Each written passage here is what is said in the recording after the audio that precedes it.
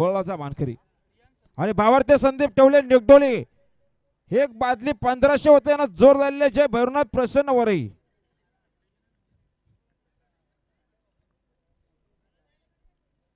भावार्थ संदीप कवळे यांचा चेंडूची गाडी जमली चेंडूची ना हा चेंडूची